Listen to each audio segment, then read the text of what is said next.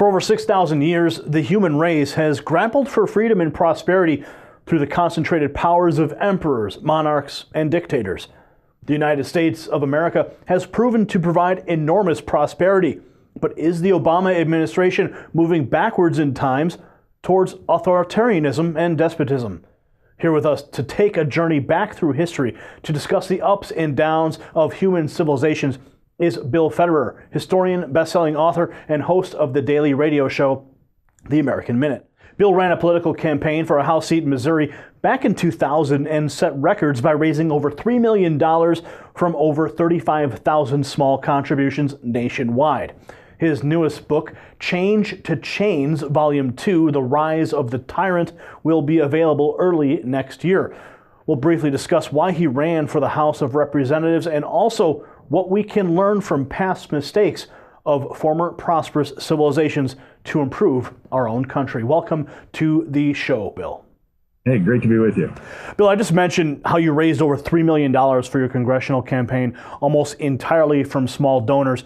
So before we discuss your historical perspective on issues affecting the American Republic today, tell us about your political campaign for the Missouri Senate seat in 2000 and why you chose to run in the first place. Well, it was actually a House seat. It was against the minority leader, Dick Gebhardt, and we did raise over $3 million. It was the most expensive congressional race in Missouri history. And anyway, the reason I ran was to limit the size of government because we see that it is now getting larger and larger. And that sort of reflects on a book I wrote called Change to Chains. It's a survey of 6,000 years of world history, and that the most common form of government in all of world history is what? Well, believe it or not, it's dictatorship, that power gravitates into the hands of one person. Well, let's talk about that, because you recently published an article excerpted from your book, Change to Chains, Volume 2, The Rise of the Tyrant. In your article, you provide an explanation as to why Barack Obama has disregarded his campaign promises by comparing the current president's actions to the popular political handbook, The Prince, written by Italian philosopher Machiavelli. One quote you mentioned from Machiavelli is, "Men are so simple and so much inclined to obey immediate needs that a deceiver will never lack victims for his deceptions." Can you further explain Obama's presidential strategies and why you compare him to the late Machiavelli? Well, right. Well, a little background, I speak in schools and I have the kids hold up a fist in one hand and say concentrated power, and then an open palm in the other hand and say separated power. And then I go back to the fist. I said, that is world history. For most of world history, power is in the hands of the kings, pharaohs, Caesars, Kaisers, sultans, and czars. Every now and then, a group of people get a rare opportunity to stretch the rubber band and put power in the hands of the people. But in times of crises, the rubber band snaps back. Now, crises happen sort of naturally, but Machiavelli was one who actually talked about creating crisis intentionally for the purpose of having the rubber band snap back.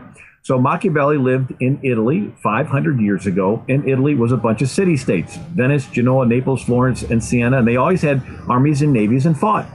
And Machiavelli thought if one prince could control all of Italy, it would stop this infighting. And so he writes a book called The Prince for Lorenzo de' Medici. And in the book, he advocates the ends justifies the means. The end of one prince controlling all of Italy is so good that any means necessary to get there is justified. Lie, cheat, steal, whatever. And so you have a scenario. The prince wants to conquer a city. The city does not want to be conquered. They would hate him. But if this prince pays some criminals to kill cows, burn barns, and create crisis, the people would cry out for help. The prince would come in and kill the very criminals he bribed. Nobody would know the better for it, and they would praise the prince as a hero. So in a sense, it's good marketing. You create the need and fill it. You go around the back of the house and set it on fire, and then you go around the front of the house and sell them a fire extinguisher, and they'll pay anything for it and thank you for being there. So how does President Obama tie in with that analogy? Well, when you understand Machiavelli inspired other philosophers like Hegel, George Wilhelm Friedrich Hegel, like Karl Marx, and like Saul Alinsky, who wrote the book Rules for Radicals. And in there he says, in war, the ends justifies almost any means.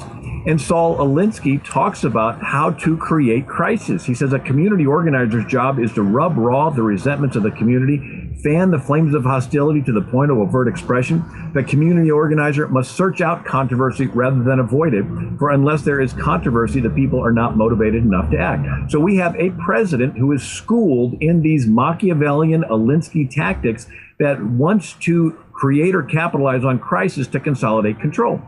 And so if we're going to study Alinsky and Machiavelli, we study that they say that Machiavelli said politics is divorced from morality, that as long as you are convinced that your end is good, then anything is okay to get there, including lying. Can you give me an example? Of Obama lying? I think there's several hundred of them, but one is if you like your health care plan, you can keep it. Another is it's going to be the most transparent administration, yet everything is being done behind scenes. Everything from we're going to close down Guantanamo. It's not closed down, but it is a strategy that we seem to not be familiar with, yet most of the rest of the world is familiar with the idea of lying. If you don't believe me, go to a third world country and go to the marketplace. And you'll start off with a brokering system that is a bartering system that's based on lies. That you see the price and you assume that the shop owner is lying and you offer something really low. Well, they assume that you're lying and you can pay more. And so they counter until you finally get something you agree upon. In America, we're sort of naive. We walk into a store, see the price, and we pay it. Well, that is based on a culture that has truth as a character quality that's admirable. Many other cultures don't value truth. And so we look at Islam, and Muhammad has a concept called taqiyya, where it's called sacred lying, holy deceit, that you're obligated to lie if it will help advance Islam. The Mongolian Empire was known for lying and court intrigue, and other cultures that deception is part of the process. There's other cultures that value truth. The Judeo-Christian heritage, even ancient Persia valued truth. There's the story of Daniel in the lion's den, where the king was tricked into making a proclamation that got Daniel thrown in the lion's den. Well, he could not change his proclamation. And so he said, Daniel, you're on your own, because this culture valued truth, and lying was the worst thing that you could do. So there are cultures that value truth, and there's other cultures that it's okay to lie to achieve your end, your Machiavellian end. And so we're seeing that happen right now, where there is a majority of the people in the country are still on the old view that the truth is valued, yet there is a new political strategy that's Machiavellian, Alinskian, that says it's okay to lie if you can achieve your political end, which you're convinced is good. Now let's go back to our 33rd president, Harry Truman. He addressed a congregation in 1946 stating, "Dictatorship is founded on the doctrine that the individual amounts to nothing and that the state is the only thing that counts." Would you say that the Obama administration portrays elements of a dictatorship today? Well, again, history gives us a vantage point from which we can view what is happening today. And for most of world history, power gravitates into the hands of one person: a Caesar, Pharaoh, Kaiser, Sultan, Tsar, Maharaja, Genghis Khan, Julius Caesar, Attila the Hun. And if you're friends with this person, you are more equal. If you are not friends with this person, you are less equal. And if you're their enemy, you're dead. It's called treason. So for most of world history, equality was how close of an orbit can you get to this very important person, the king. What's rare in history is people getting an opportunity to experiment in doing something else. And believe it or not, the very first nation that we have record of that ruled itself without a king was Israel. Around 1400 BC, they come into the promised land, and for a couple hundred years, they do not have a king. They're all equal before this law that says there's no respect of persons in judgment, male and female, made in the image of the Creator. And Israel came up with this idea of equality, that everyone's equal because we're made in the image of the Creator. Well, unfortunately, after couple hundred years, the people of Israel went to the prophet Samuel and said, we don't like this. We want to be like all the other countries. We want a king. And their experiment was over. And then there's Athens. They had a king named Draco around 600 BC, and it was the death penalty for almost everything. So his laws were called draconian laws. Well, they get rid of Draco and they get a king named Solon. And Solon invented democracy. And he set it up and left town, so they had to do it. And so in this democracy, everybody every day had to go to the market and talk politics. And if you did not in Athens, you were called an idiotus, an idiot. And this is an interesting side note. In a monarchy, if you have an agenda, you got to get in to see the king. Sort of like the Chinese emperors had their Mandarin eunuchs that kept their harem, but they were the doorkeepers that you'd have to bribe with all kinds of money and favors just to get in to see the emperor. Well, in Athens, there was no emperor. The people made the decisions. Well, if you have an agenda, how do you lobby the whole city? That's when the Greeks invented theater. And they would have comedies and tragedies where they would ridicule some points of view and extol and honor others. And you would leave the theater saying, I don't want to be like that guy and made a buffoon, and I want to be like this other one. And so from that time till now, theater is always political in a country where the people make the decisions. Fascinating discussion here. Let's talk about the founding of our country here.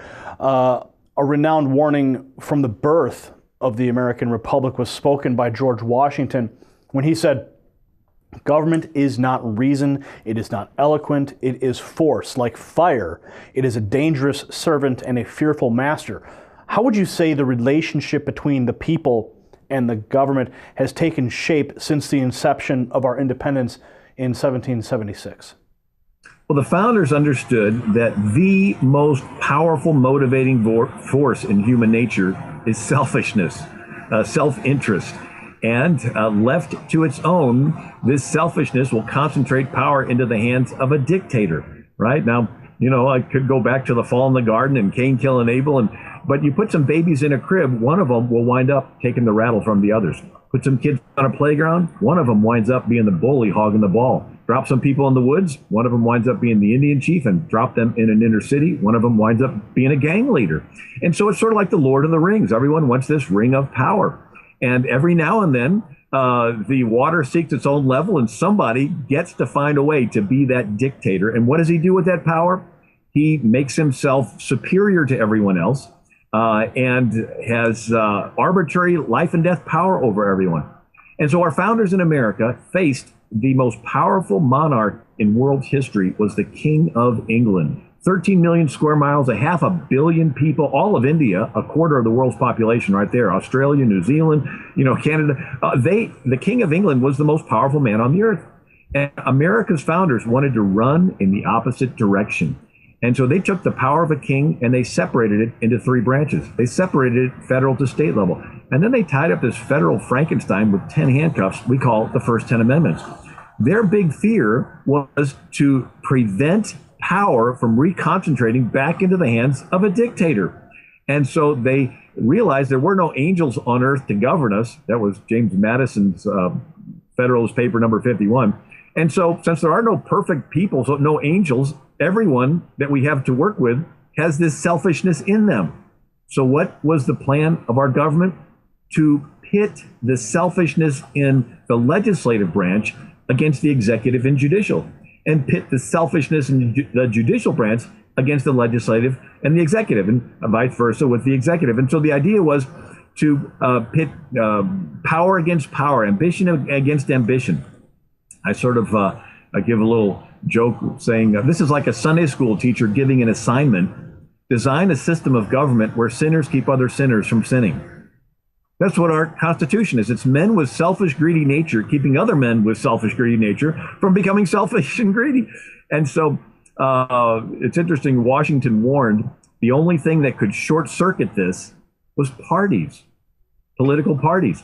And if you get two or more branches that are part of the same party, then they lose that selfish dynamic tension and they say, hey, well, let's pull together on the rope against the third guy.